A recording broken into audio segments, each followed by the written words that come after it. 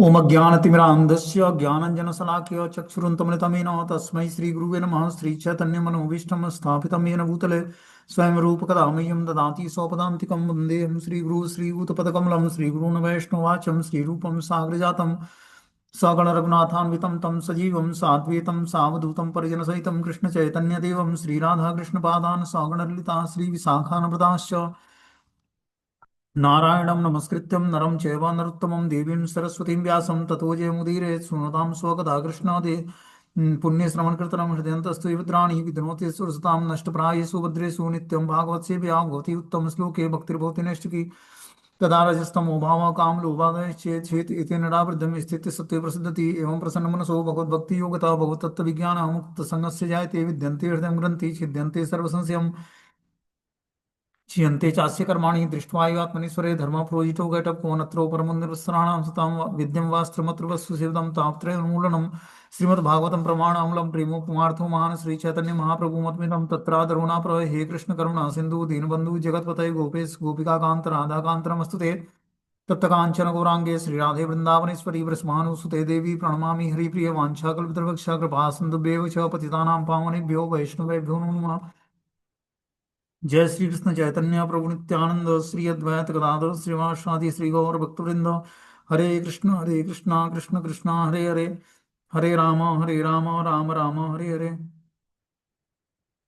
इसमें आज हम लोग को श्रीमद् भागवतम का स्कंद संख्या 8 अध्याय संख्या 7 और श्लोक संख्या 14 नंबर पढ़ना है। टाइटल है शिव जी द्वारा विस्फान से ब्रह्मांड की रक्षा। बोलते अहिंद्रम सहस्त्र कठोर दृग्य मुख्यम श्वासाग्नि महत वर्चसु असुराम पोलोम कालेय वली लादयो दावाग्नि दग्धाम सरला इवाभवम। वासुकी के हजारों नेत्र और मुख थे, उसके मुख से धुआं और अग्नि की लपटें निकल रही थी, जिसमें पोलोम कालेय बलि इलवल आदि असुरगण पीड़ित हो रहे थे। इस तरह सारे असुर जो जंगल की आग में जले हुए सरस सरल वृक्ष की भांति प्रतीत हो रहे थे, धीरे धीरे शक्तिहीन होते गए। तो देखो भगवान ने क्या मतलब भगवान ने क्या चाल चली असुरों और देवताओं के बीच में, कि भगवान ने पहले अजित भगवान ने जिसके कारण समुद्र मंथन हुआ, जिन्होंने समुद्र मंथन कराया, तो प्रकट हुए तो जो है समुद्र मंथन जब होने लगा तो उन्होंने वासुकी नाग के अगले पोर्शन को पकड़ना स्वीकार किया, क्योंकि वो जानते थे कि जो हम लोग करेंगे वही असुर भी करना चाहेंगे। इसलिए भगवान अजित ने क्या किया, पहले वासुकी नाग के अग्रभाग को पकड़ा, मुंह मुंह के भाग को। तो असुरों ने सोचा कि मुख का भाग बहुत ही पवित्र होता है और बहुत ही शुभ होता है, तो हम लोग पूंछ का भाग नहीं पकड़ेंगे वासुकी नाग के। भगवान जानते थे कि जब चर्निंग होगी, मंथन होगा, तो क्या होगा, वासुकी नाग के मुख से विष निकलेगा, क्योंकि सर्प है वो। जब मंथन शुरू होगा तो वासुकी जो है जहर निकलेगा अपने मुंह से। तो ये भगवान जानते थे, उस जहर से जो है सारे देवता जो है प्रभावित होने लगेंगे। इसलिए भगवान ने पहले मुख का भाग पकड़ा, कि जब हम लोग मुख का भाग पकड़ेंगे तो असुर जो है स्वीकार नहीं करेंगे पूंछ का भाग पकड़ना, वो मुख का भाग ही पकड़ना चाहेंगे। तो इस तरह से देखते हैं कि जो है फिर असुरों से बातचीत होती है, असुर बातचीत करते हैं और बोलते हैं कि हम लोग मुख का भाग पकड़ेंगे और देवता लोग पूंछ का भाग पकड़ेंगे। तो इस पर अजित भगवान तैयार हो जाते हैं कि चलो किसी तरह समुद्र मंथन होकर अमृत प्राप्त करना है हमें। बता रहे हैं कि वासुकी के हजारों नेत्र और मुख थे, उसके मुख से धुआं और अग्नि की लपटें निकल रही थी। इतना उसके अंदर विषैला वो सर्प था वासुकी नाग, कि उसके हजारों नेत्र और मुख थे और सारे मुखों से वो धुआं और अग्नि निकाल रहा था, अग्नि की लपटें निकल रही थी, जिसमें पोलोम काले बलि उल्वल आदि असुरगण पीड़ित हो रहे थे। जितने भी असुरगण थे सब पीड़ा का अनुभव कर रहे थे, उसके मुख से जो निकली अग्नि थी और धुआं था उससे सब प्रभावित हो रहे थे। इस तरह सारे असुर जो जंगल की आग से जले हुए सरल वृक्ष की भांति प्रतीत हो रहे थे, धीरे धीरे शक्तिहीन होने लगे। उस सांप के प्रभाव से, सर्प के मुख से जो निकला हुआ धुआं और अग्नि था, उसकी प्रभाव से सारे असुर जो है धीरे धीरे शक्तिहीन होने लगे। इसलिए भगवान ने ये चाल चली थी कि जब हम लोग मुक्ख का भाग पकड़ेंगे तो असुर भी उधर ही पकड़ने का प्रयास करेंगे। जब वो पकड़ने का प्रयास करेंगे तो हम लोग मुक्ख का भाग उनको दे देंगे और हम लोग पूंछ की तरफ चरनिंग करेंगे, हाथ में पकड़ के। और इस तरह से जो है भगवान की ये जो चाल थी सफल हुई। सारे असुर उस सर्प वासुकी नाग के प्रभाव से शक्तिहीन होने लगे। चूंकि वासुकी की दहकती सांस से देवता भी प्रभावित हुए थे, अतः उनकी शारीरिक क्रांति घट गई थी और उनके वस्त्र मालाएं आयुध और उनके मुखमंडल धुएं से काले पड़ गए थे। बता रहे हैं कि जो है वासुकी नाग की जो दहकती सांस थी उससे देवता बहुत प्रभावित हुए। उनका शारीरिक क्रांति घट गया, उनके वस्त्र मालाएं आयुध और मुखमंडल धुएं से काले पड़ गए। किंतु भगवत कृपा से समुद्र के ऊपर बादल प्रकट हो गया और मूसलाधार वर्षा करने लगे। समुद्री लहरों से जल के कण लेकर मंद समीर बहने लगा, जिससे देवताओं को राहत मिल गया। तो एक तरफ असुर थे। असुरों की बुद्धि ये थी कि हम लोग उच्च कुल में पैदा हुए हैं, उच्च कुलीन बुद्धि है, शास्त्रों की सारी बातों को हम लोग जानते हैं, फिर हम लोग सर्प के पूंछ भाग को क्यों पकड़ के समुद्र मंथन करेंगे? हम भी अग्रभाग पकड़ेंगे सर्प का। तो भगवान अजित तो जानते थे कि जो हम लोग करेंगे उसके विपरीत असुर नहीं करेंगे, वही वो भी करना चाहेंगे, इसलिए अग्रभाग पकड़ा दिया उनको। अब इधर क्या होता है कि सारी दहकती जो वासुकी की दहती दहकती सांस थी उससे देवता भी प्रभावित होने लगे। अतः उनकी उनकी भी शारीरिक क्रांति घट गई, उनके वस्त्र मालाएं आयुध और मुखमंडल धुएं से काले पड़ गए। ऐसा वो सर्प के मुख से जो दहकती सांस थी उससे देवता भी प्रभावित होने लगे। दानव तो प्रभावित हुए ही असुर, लेकिन देवता भी उससे प्रभावित होने लगे। उनके वस्त्र मालाएं आयुध और मुखमंडल धुएं से काले पड़ गए। किंतु भगवत कृपा से समुद्र के ऊपर बादल प्रकट हो गया। भगवान अजित ने कृपा किया और समुद्र के ऊपर जो है बादल प्रकट होता है और मूसलाधार वर्षा होने लगती है। समुद्री लहरों से जल के कण लेकर मंद समीर बहने लगे, जिससे देवताओं को राहत मिल गया।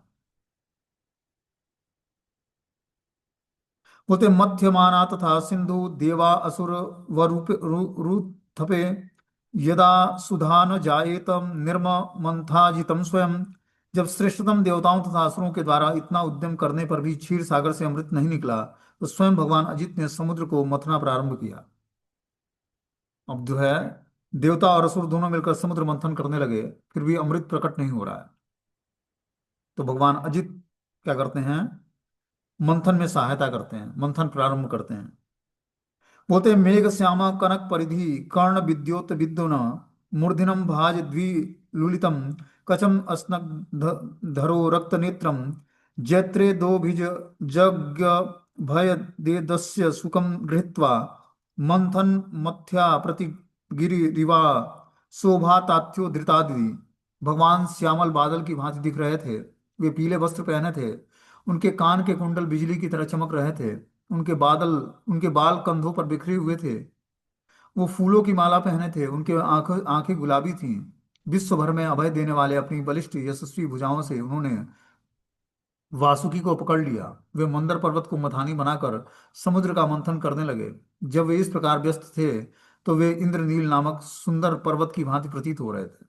अब भगवान जो है, जो अजित थे, उन्होंने क्या किया? समुद्र मंथन का कार्य शुरू कर दिया, क्योंकि देवताओं और असुरों के बस का समुद्र मंथन नहीं था। यहाँ तक कि वो पर्वत सारे देवता और असुर मिले तो मंदार पर्वत को लेकर जल में स्थापित भी नहीं कर पाए। फिर भगवान अजित प्रकट होते हैं और उस पर्वत को गरुड़ पर रखते हैं और फिर ले आकर जल में स्थापित करते हैं।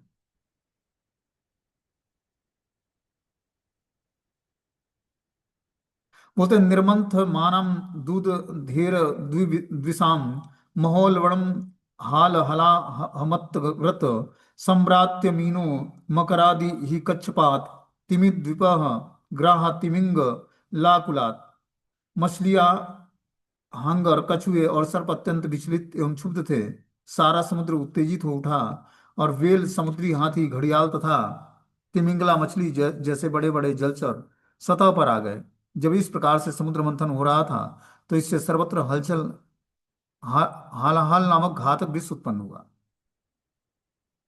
तो इस प्रकार जितने भी जलचर प्राणी थे, जिसमें मछलियां थी, बड़े बड़े हाथी थे जो समुद्री हाथी होते हैं, घड़ियाल, वेल मछली, ये सब उत्तेजित हो गए, क्योंकि समुद्र में मंथन होने से समुद्र में हलचल मचने लगा। इस प्रकार जब समुद्र मंथन हुआ तो सबसे पहले हलाहल नामक घातक विष उत्पन्न हुआ उसमें। बोलते हैं तदुग्र वेगम दिशि द्वियुपद्यो विसर्प दुसर्प द सहम सहमं प्रति भीतां प्रजा दुदुव्रंग शेस्वरा अरक्ष्यमाणम शरणम सदाशिवम। हे राजन, जब वह उग्र विष उत्पन्न ऊपर नीचे तथा सभी दिशाओं में वेग के साथ फैलने लगा तो सारे देवता भगवान समेत शिव जी के पास गए। अपने को असुरक्षित और अत्यंत भयभीत पाकर वे सब उनकी शरण मांगने लगे। तो जी जब इस तरह से विष प्रकट हुआ तो क्या हुआ, सारे देवता परेशान हो गए, क्योंकि जब विष को कोई धारण नहीं करेगा तो क्या करेगा, पूरे संसार में फैल जाएगा और सारे प्राणी मर जाएंगे उससे।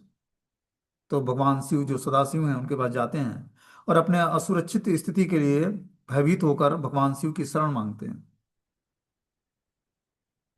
बोलते हैं, कोई चाहे तो यह प्रश्न कर सकता है कि जब साक्षात भगवान वहां उपस्थित थे तो वे सारे देवता और प्रजा को साथ लेकर सदाशिव की शरण में क्यों गए। स्वयं अजित भगवान वहां उपस्थित हैं तो देवताओं को भगवान सदाशिव के पास जाने की क्या आवश्यकता है। उन्होंने स्वयं हस्तक्षेप क्यों नहीं किया। इस प्रसंग में श्रील माध्वाचार्य सावधान करते हैं कि रुद्रस्य यशो अर्थाय स्वयं विष्णु वृस्य विभुम न सजहे समर्थो अपि वायु चोचे प्रशांत। भगवान विष्णु स्थिति को संभालने में सक्षम थे, किंतु शिव जी को श्रेय प्रदान करने के लिए उन्होंने कोई कार्यवाही नहीं की। शिव जी ने बाद में सारा विष पी लिया, उसे अपने गले में रख लिया। तो भगवान श्रेय भगवान शिव को देना चाहते थे, क्योंकि भगवान शिव जो है परम वैष्णव है। भगवान कार्यों को करने वाले भगवान ही है, बुद्धि प्रदान करने वाले भगवान ही है, लेकिन कार्यों के साक्षी या कार्यों के जो है श्रेय भगवान अपने भक्तों को देना चाहते हैं।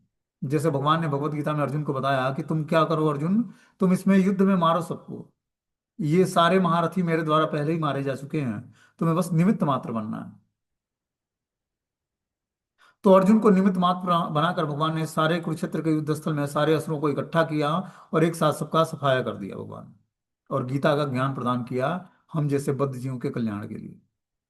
अर्जुन को उस ज्ञान से, ज्ञान अर्जुन पहले से जानता था भगवत गीता का, वो भगवान का शुद्ध भक्त था, मित्र था, लेकिन भगवान ने उसको मित्र को एक माध्यम बनाया और उस गीता का ज्ञान हमें प्रदान किया, हम लोगों को प्रदान किया। उसी तरह भगवान ने शिव जी को श्रेय देने के लिए, उस हलाल विष को पीने के लिए भगवान ने देवताओं को उनके पास भेजा कि आप जाकर शिव से रिक्वेस्ट करिए आप लोग। बोलते हैं विलोक्यतम देववरम त्रिलोक्या भवाय देवाभि मतम मुनिनाम आसीन्न मद्राव अपवर्ग हेतु स तपोजुष्णाम स्तुति प्रणेमु। देवताओं ने शिव जी को तीनों लोकों में मंगलमय अभ्युदय हेतु तपस्या करते हेतु अपनी पत्नी भवानी सहित कैलाश पर्वत की चोटी पर देखा। अब भगवान उस समय कैलाश पर्वत की चोटी पर अपनी माता पार्वती के साथ बैठे हुए थे, अपनी पत्नी पार्वती के साथ कैलाश पर्वत की चोटी पर तपस्या कर रहे थे। मुक्ति की कामना करने वाले बड़े बड़े मुनिगण उनकी पूजा कर रहे थे। देवताओं ने उन्हें प्रणाम किया और आदरपूर्वक प्रार्थना शुरू की। तो जो भी मुनिगण होते हैं जो पूजा करते हैं भगवान शिव की, वो मुक्ति चाहते हैं। जैसे इस धरती पर काशी क्षेत्र है वो मुक्ति प्रदान करता है, वो यहाँ पर मृत्यु को प्राप्त होता है तो समस्त पापों से मुक्त हो जाता है, और शिव की कृपा से उसको भगवान श्री नारायण की भक्ति प्राप्त होती है। तो वही कैलाश पर्वत पर भगवान देवताओं ने देखा कि शिव जी जो हैं, जो कि मंगलमय हैं, वो तपस्याएं कर रहे हैं। किसके साथ, पत्नी भवानी के साथ कैलाश पर्वत पर की चोटी पर बैठे हुए हैं। मुक्ति की कामना करने वाले बड़े बड़े मुनिगण उनकी पूजा कर रहे हैं। देवताओं ने उन्हें प्रणाम करके आदरपूर्वक प्रार्थना किया। श्री प्रजापत्य ऊचु, प्रजापतियों ने पहले प्रार्थना किया, देव देव महादेव भूतात्मा भूत भावनम त्राहि माम शरणा प्रपन्ना सत्रैलोक्य दहनादि द्विषात्। प्रजापतियों ने कहा, हे देव श्रेष्ठ महादेव, हे समस्त जीवों के परमात्मा तथा उनकी सुख समृद्धि के कारण, हम आपके चरण कमलों की शरण में आए हैं। अब आप तीनों लोकों में फैलने वाले उस उग्र विष से हमारी रक्षा करें। तो उस हलाहल विष वो पूरे संसार में फैल जाता और सारे जीवात्मा जो है मृत्यु को प्राप्त हो जाते।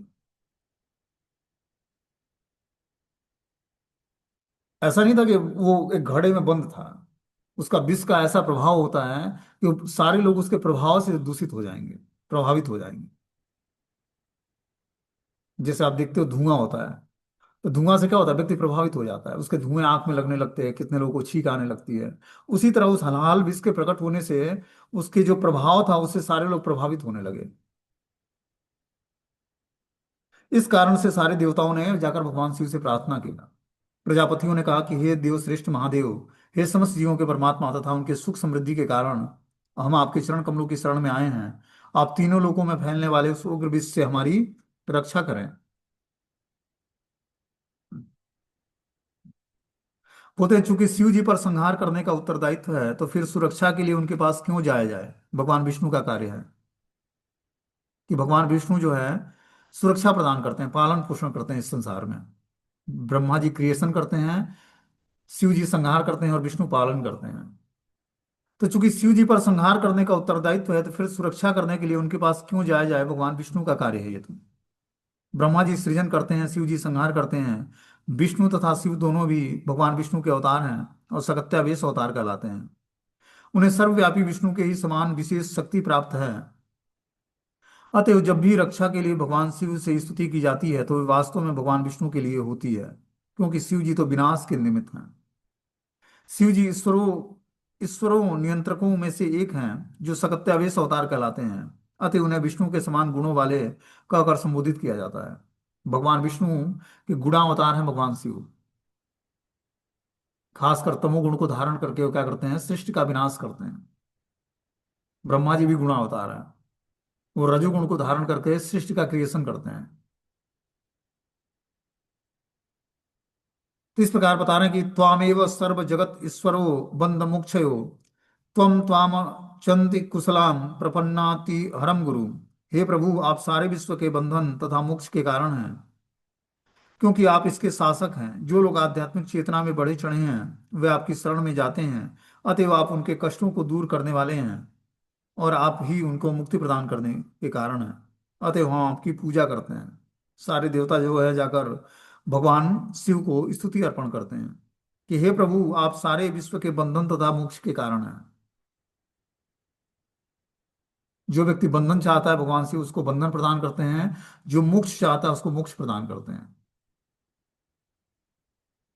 जो भौतिक संसार में फंसा रहना चाहता है वो फंसता जाता है, और जो मुक्त होना चाहता है उस पर भगवान शिव कृपा करके क्या करते हैं, उसको अपना धाम प्रदान करते हैं और कृपा प्रदान करके भगवान विष्णु की सेवा प्रदान करते हैं। हम लोग कहीं ना कहीं भगवान कृष्ण की सेवा के प्राप्त करने से पहले किसी न किसी देवी देवता की आराधना में जुड़े होते हैं। कर्म कांड के अनुसार पंच देवता जो हैं, गणेश जी, हनुमान जी, भगवान शिव, माता दुर्गा और सूर्य देव, ये पंच देव ऐसे हैं जो हमें कृष्ण भक्ति प्रदान करते हैं,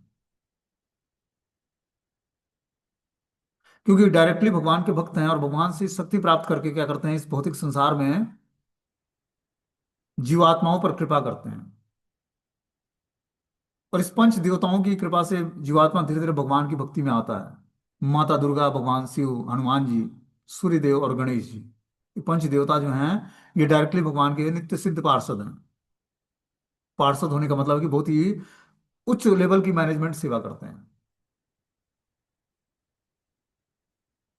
एक तो भगवान के नित्य सिद्ध पार्षद जो भगवान की नित्य लीलाओं में होते हैं, ये सब नारायण के नित्य सिद्ध पार्षद हैं जो सृष्टि का मैनेजमेंट करते हैं। बता रहे हैं कि वास्तव में विष्णु ही सारे सौभाग्य के पालक पोषणहारे हैं। यदि मनुष्य विष्णु की शरण ग्रहण कर ले, तो देवताओं ने शिव जी की शरण क्यों ग्रहण की। उन्होंने ऐसा इसलिए किया क्योंकि वे भौतिक संसार की सृष्टि शिव जी के माध्यम से करते हैं और शिव जी विष्णु की ही ओर से कार्य करते हैं। बता रहे हैं वास्तव में विष्णु ही सारे सौभाग्य के पालन पोषणहार हैं। विष्णु ही अपना तीन रूपों में क्या करते हैं, विस्तार करते हैं, ब्रह्मा, शिव और विष्णु के रूप में, और सृष्टि का पालन पोषण और संहार करते हैं। तो देवताओं ने शिव जी की शरण ग्रहण क्यों की। उन्होंने ऐसा इसलिए किया क्योंकि वे भौतिक संसार की सृष्टि शिव जी के माध्यम से करते हैं। शिव जी इस भौतिक संसार के संचालन करता है। टेक केयर करने की जिम्मेदारी भगवान शिव की है और संहार करने की। पालन भगवान करते हैं लेकिन देख रेख भगवान शिव करते हैं। जैसे हम देखते हैं कि जितने भी धाम हैं वहां पर शिव जी द्वारपाल का काम करते हैं। हर धाम में आपको मिलेंगे भगवान शिव।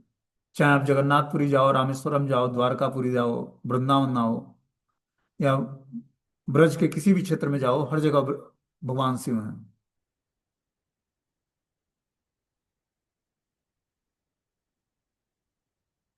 बता रहे हैं कि शिव जी विष्णु के की ओर से कार्य करते हैं। जब भगवान भगवत गीता में यह कहते हैं कि वे सारे जीवों के पिता हैं, अहम बीज प्रदा पिता, तो शिव जी के माध्यम से विष्णु द्वारा संपन्न कार्यों का द्योतक है।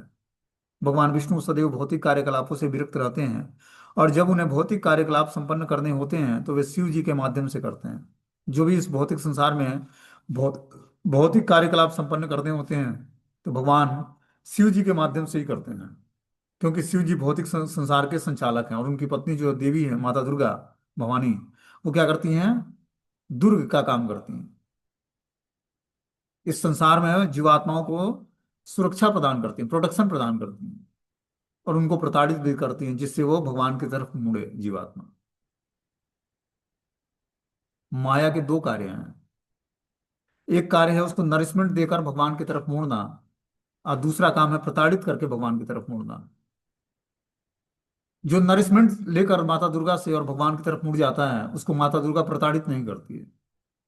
लेकिन जो जिद्दी जीवात्मा है, उसको माता दुर्गा क्या करती है? प्रताड़ित करके भगवान की तरफ मोड़ती है।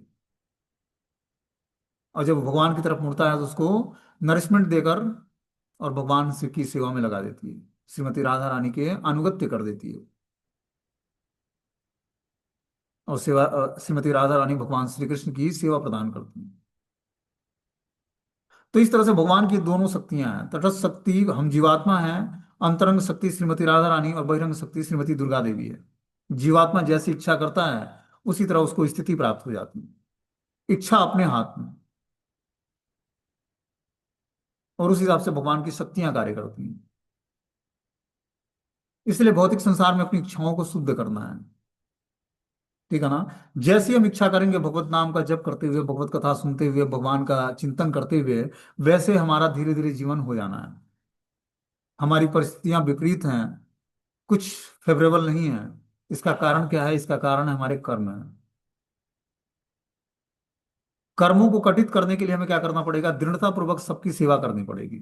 जो भी हमें परिवार में माता पिता मिले, भाई बहन मिले, दोस्त मित्र मिले, पत्नी पति पति जो भी मिले, उनकी सेवा करनी पड़ेगी। और क्या करना पड़ेगा?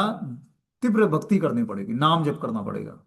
तब जाकर हम धीरे धीरे कर्म बंधनों से छूटेंगे। जो हमें भक्ति में अवरोध उत्पन्न करते हैं, माता पिता हों या भाई बहन हों या आस पड़ोस के लोग हों, इसका क्या कारण है? इसका कारण है हमारे कर्म खराब थे, जिसके कारण ये सारे लोग हमें मिले हैं, जो हमें भक्ति में अनफेवरेबल कंडीशन क्रिएट करते हैं। लेकिन उस अनफेवरेबल कंडीशन में जब हम भगवान की भक्ति को तीव्रता से करेंगे और उन सबकी सेवा करेंगे जो हमें प्रताड़ित करते हैं, बिना क्रिटिसाइज किए हुए, बिना किसी से कंप्लेन किए हुए, कुछ ही दिनों में देखेंगे सब कुछ फेवरेबल हो गया। और क्रिटिसाइज करेंगे उनको, कुछ बातें बोलेंगे या गालियां देंगे, फिर एक नया कर्म जनरेट होगा, फिर भोगने के लिए फिर एक नया शरीर लेना पड़ेगा। या इसी जीवन में उसको कर्मों को कठित करने के लिए लंबे समय तक हमें सरवाइव करना पड़ेगा उस व्यक्ति के साथ। इसलिए क्या करना है? मौन धारण कर लेना भक्ति में, और तीव्रता से भगवान की भक्ति करनी है और सबकी सेवा करनी है। जैसे ऑपरेशन होता है किसी मरीज का, तो पहले क्या किया जाता है? पहले उसको सूना कर दिया जाता है, ताकि वो चिल्लाए ना, उसको दर्द का अनुभव ना हो। उसी तरह जब भगवान को कर्मों को कटित करना होता है, तो कर्मों को कटित करने के लिए पहले क्या करेंगे भगवान? ज्यों ही आप भजन शुरू करोगे, सारे लोग प्रताड़ित करने लगेंगे आपको, लेकिन आपको बर्दाश्त करना पड़ेगा। उस तरह कर्म जल्दी समाप्त हो जाएंगे। व्यक्ति क्रिटिसाइज करेगा और आप भगवान की भक्ति में लगे हुए हो, उनकी सेवा भी कर रहे हो, आपके कर्म जल्दी समाप्त हो जाएंगे। आप देखो, करोड़ों जीवन का इतिहास भगवान एक जन्म में कैसे समाप्त करेंगे? तो इस तरह समाप्त करते हैं। जो आपके आस पड़ोस के साथ के लोग होंगे, वही आपको क्रिटिसाइज करेंगे, लेकिन आपको कुछ बोलना नहीं है। ये सोचना है कि भगवान के द्वारा हमारा ऑपरेशन शुरू हो गया। ऑपरेशन शुरू हो गया, तो आप अब वो दो चार बोलता है और आप 10 बातें बोलते हो, तो उससे क्या होगा? फिर से एक नया कर्म जनरेट हो जाएगा। आपको बर्दाश्त कर लेना है। आप भगवान के भक्त बनने का प्रयास कर रहे हो। इसीलिए सहनशीलता बहुत आवश्यक है, पेड़ की तरह सहनशील होना होगा। जब तक वो हरा भरा रहता है तब तक वो सबको छांव प्रदान करता है। सूखने के बाद उसकी लकड़ियां जलाने के काम आती हैं। कोई काट देता है तो लकड़ी सूख जाती है, लेकिन वो कुछ बोलता नहीं है। उसी तरह इस भौतिक संसार में हमें अपने कष्टों को झेलते समय चिल्लाना नहीं, ये ऑपरेशन है हमारा। किसी के साथ ब्लेम नहीं करना कि इसके कारण हमें कष्ट मिल रहा है। कष्ट हर व्यक्ति को अपने कर्मों के कारण मिल रहा है। सुख भी उसी अनुपात में मिल रहा है जिस हिसाब से उसके कर्म है। इसलिए बर्दाश्त करो और तीव्रता से भगवान की भक्ति में जुड़ो। जितना ही अनफेवरेबल कंडीशन आए, उतना ही तीव्रता से भगवान की भक्ति में दृढ़ता पूर्वक लग जाओ, छिप के भगवान का भजन करो। बहाने बनाओ। झूठ बोलना है भगवान की भक्ति के लिए तो झूठ बोल जाओ, लेकिन हर सिचुएशंस में भगवान से और किसी से कंप्लेन नहीं करना कि हमारा ये सिचुएशंस है। जो सिचुएशंस बना है हमारे जीवन में, वो हमारे कर्मों के कारण है। इसका दूसरा कोई उत्तरदायी नहीं है। आप स्वयं उसके उत्तरदायी हो। हाँ, हमें बेचैनी होती है उस समय, तो हमें अपने मेंटर से या जिसको भी हम शिक्षा गुरु या दीक्षा गुरु समझते हैं उससे बात करनी चाहिए कि उस सिचुएशन से हमें करना क्या चाहिए। उसका एक ही उपाय है कि हम सबकी सेवा दृढ़तापूर्वक करें। जो भी हमें क्रिटिसाइज करता है उसको प्रणाम करें, उनकी सेवा करें जितना अपने से संभव हो सके, और तीव्रता से भगवान की भक्ति में जुड़ जाए। भक्ति हमारे सारे कर्मों को न्यूट्रलाइज समाप्त करने वाली है। इसीलिए काल चक्र की गति बढ़ जाती है।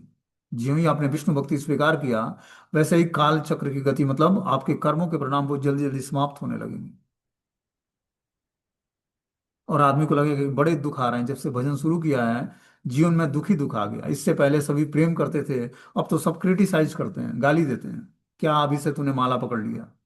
कितना मेल मिलाप करके हंसते मुखते हंसते खेलते सबके साथ मिलते रहते थे।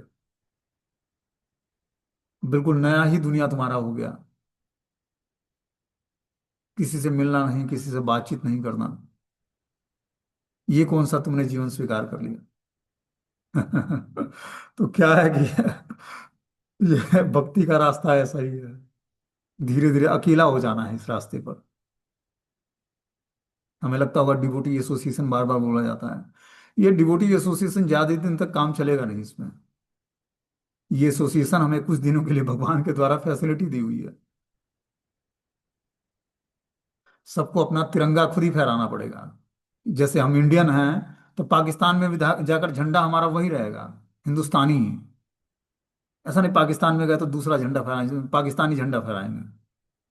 उसी तरह क्या है कि भगवत रास्ते पर चलने के लिए हमारा गोल सामने दिख रहा है कि हमें उस डेस्टिनेशन को प्राप्त करना है। तो सिचुएशंस कुछ भी हो सकता है। वो व्यक्ति पाकिस्तान भी जा सकता है कुछ काम के लिए, इंडिया में भी रह सकता है, लेकिन उसका गोल चेंज नहीं हुआ। तो गोल हमारा चेंज नहीं होना चाहिए सिचुएशंस के हिसाब से। और कृष्ण भक्ति में हमारे हमेशा सिचुएशंस एक जैसे नहीं रहेंगे, फेवरेबल नहीं रहेंगे। और जब तक अनफेवरेबल कंडीशन में जब हम दृढ़तापूर्वक भक्ति करते हैं भगवान की, बिना किसी को ब्लेम किए हुए, हमारे जीवन में आ रहे कष्टों को जब झेलते हुए, जब हम भगवान की दिव्य भक्ति में जुड़ते हैं, तब हमारे कर्म जल्दी समाप्त हो जाते हैं। और ऐसा आनंदमय जीवन आएगा कि आप विश्वास ही नहीं कर पाओगे कि ये हमारा जीवन है। कुंती महारानी जब जीवन के 14 वर्ष के जब वनवास हुए थे, मतलब 13 वर्ष वनवास था और एक वर्ष अज्ञातवास, जुए में हारे हुए पांचों पांडव और कुंती माता और द्रौपदी।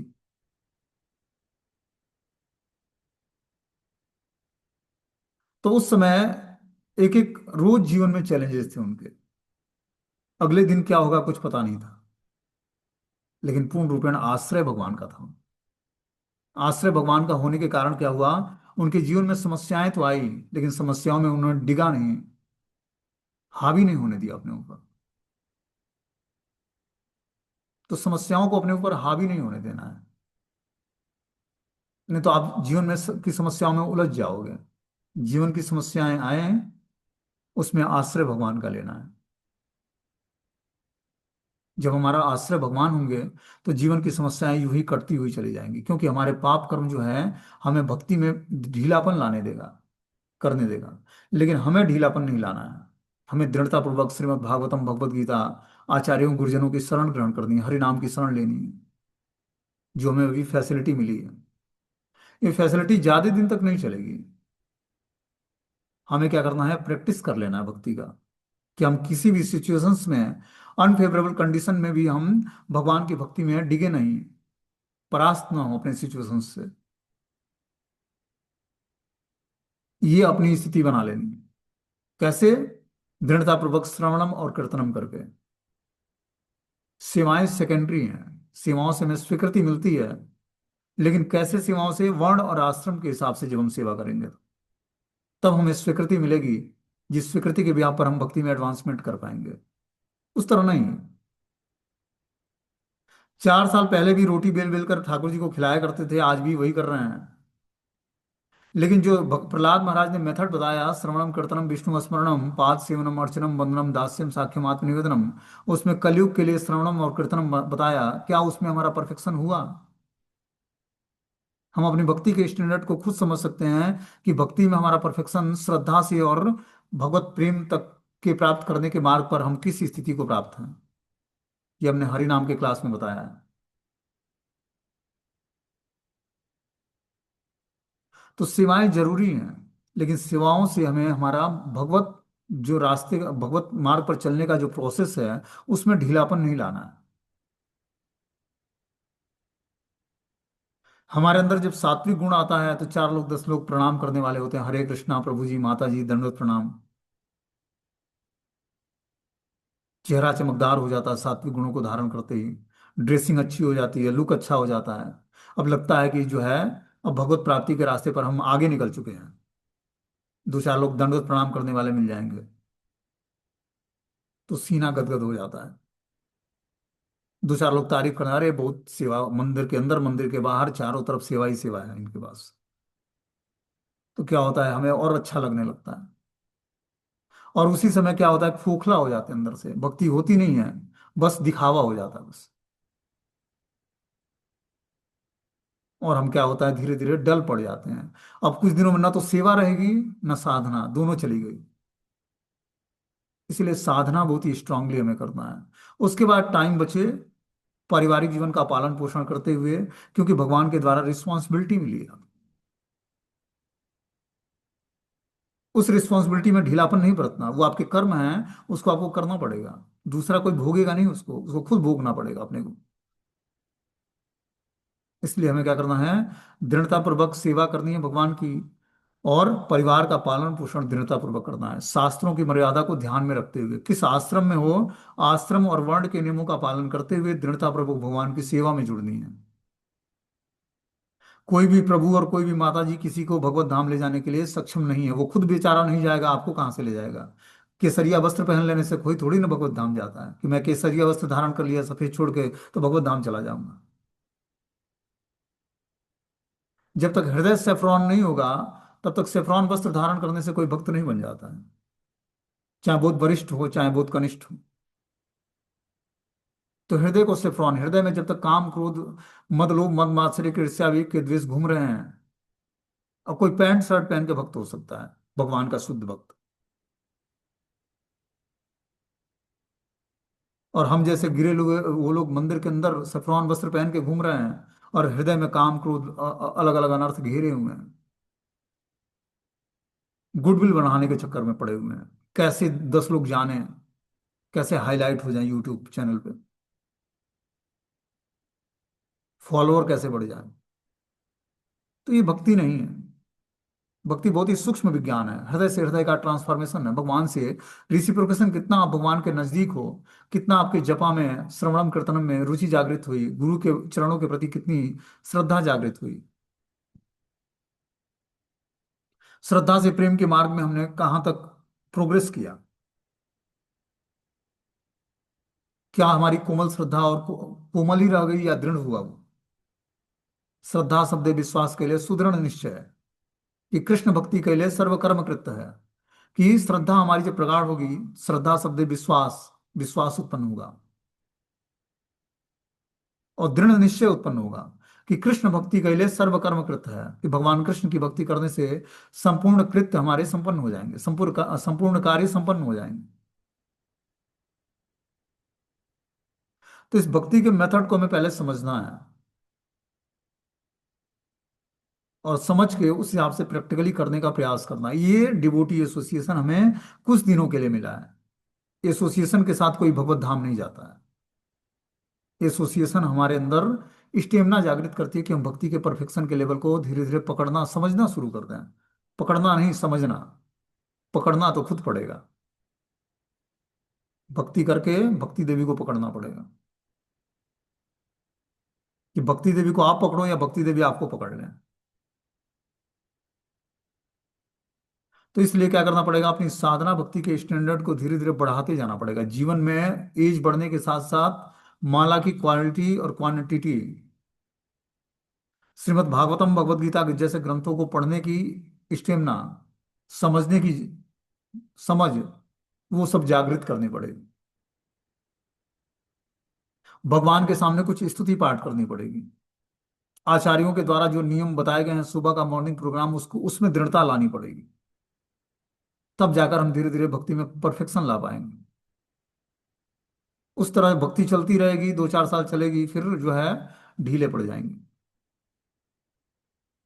क्योंकि हमने अच्छे तरीके से प्रैक्टिस करके उसको अपने जीवन का दिनचर्या नहीं बना लिया। जैसे उठना, सोना, खाना, फ्रेश होना, ब्रश करना, ये सब रूटीन में आ गया है। उसी तरह बिना नाम जप किए, भगवान को प्रणाम किए हुए, मंगला आरती किए हुए, परफेक्शन के साथ नाम जप करते हुए, शास्त्रों को पढ़ने की, भगवत प्रसाद के अलावा कुछ न खाने की, जब तक तीव्र लालसा, तीव्र इच्छा ना हो जाए, प्रैक्टिकली हम उस पाथ पर उतर न जाएं, तब तक हमें दृढ़ता पूर्वक इस पाथ पर लगे रहना पड़ेगा। धीरे धीरे हमारे जीवन का अंग बन जाएगा ये। जब तक अंग नहीं बनता है, तब तक भक्तों के साथ प्रैक्टिस करनी है। कैसे भक्तों के साथ? जो भक्त परफेक्शन के लेवल पर भक्ति करने का प्रयास, 81 तरह के भक्त बताए हैं श्रील रूप गोस्वामी ने। आपको डिवोटी एसोसिएशन नहीं मिलता है, कोई दिक्कत नहीं है। आप क्या करो, शास्त्रों को पढ़ो। ऐसे व्यक्ति से सुनने का प्रयास करो जो खुद नियमों को दृढ़ता से पालन करता है। हरि नाम के जप में परफेक्शन लाने के लिए आचार्यों के द्वारा जो साउंड वाइब्रेशंस है, उसको हल्के म्यूजिक में प्ले करो, और उसके सामने बैठकर तुलसी महारानी के सामने नाम जप करो। तब जाकर धीरे धीरे हमारा भक्ति में परफेक्शन आएगा। जब हम भगवान के सामने अपने हृदय की बातों को स्तुतियों के माध्यम से, आचार्यों ने स्तुति गाई हुई है, भक्ति विनोद ठाकुर जी ने, श्रील नरोत्तम दास ठाकुर ने, लोचन दास ठाकुर ने, बहुत सारे ऐसे आचार्य जो हैं, वैष्णव भजन गाया उन्होंने। उस वैष्णव भजनों को जब हम भगवान के सामने गाएंगे, अपने गोपाल के सामने, गौर नित्यानंद भगवान के सामने, तो उन वैष्णव भजनों को भगवान सुनेंगे और क्या करेंगे, हमारी ऊपर कृपा करेंगे। तो इस तरह से कृपा की याचना करने के लिए हमें क्या करना पड़ेगा, गुरु आचार्यों के मूड में आना पड़ेगा। जो उन्होंने सॉन्ग्स गाया है भक्ति के विरह में, भगवान के विरह में, उस विरह को हमें भी प्रकट करना पड़ेगा उनके मूड में आकर, उनसे प्रार्थना करते हुए। तब हमारे हृदय में धीरे धीरे जो है भक्ति प्रकट होगी। उस तरह नहीं होगा। उस तरह हम सोचे कि बस बैठे बैठे 16 माला किसी तरह हो गई, रोते गिलगिलाते, और फिर जो है सेवा में लग गए। सेवा करनी है, ऐसा नहीं कि सेवा जरूरी नहीं है। सेवा आवश्यक है, लेकिन भक्ति भी आवश्यक है। पहले जब तक हम भक्ति में परफेक्शन नहीं लाएंगे, तब तक सेवा का मूड कैसे डेवलप होगा, सेवा शुद्ध कैसे होगी हमारी। तो इसलिए सेवा का मूड डेवलप करने के लिए पहले साधना का मूड डेवलप करना पड़ेगा, कि साधना को परफेक्ट कैसे करना है।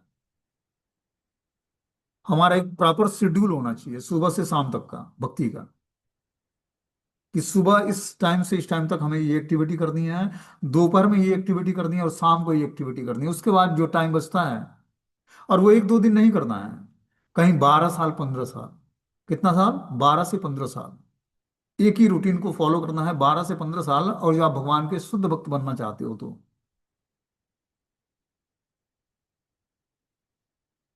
हाँ, 2-4 दिन ऊपर नीचे हो सकता है कि कुछ टाइम में बदलाव आ जाए, लेकिन मंथली उसको नियम लेना है, और रेगुलर बेसिस उसको पूरा करने का प्रयास करना है। जो बच जाता है, मंथ के अंत में कर देना है उसको पूरा, कि अगले मंथ में वो ट्रांसफर ना हो। मान लो कोई माला जपने का 1,000 माला जपने का नियम लिया, 30 दिनों में 1,000 माला करूंगा मैं। अब उसको डिवाइड किया 30 से, जितनी भी आती है क्वांटिटी एक दिन की जप करने की, आज मान लो पूरा नहीं हुआ, तो मंथली 1,000 माला जप करने का नियम ले लिया।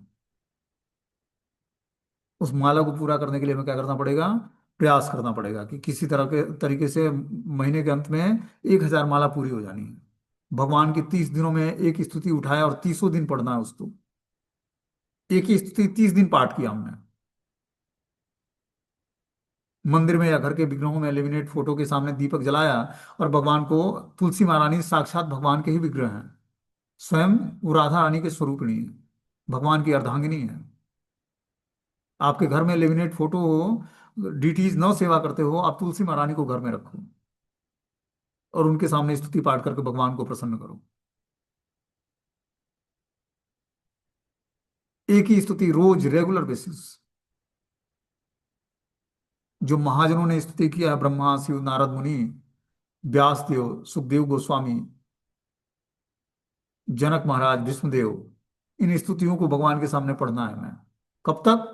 जब तक रागानुगा भक्ति को प्राप्त नहीं होते। रागानुगा भक्ति को प्राप्त होते ही जो गोस्वामियों ने स्तुति की है भगवान के सामने,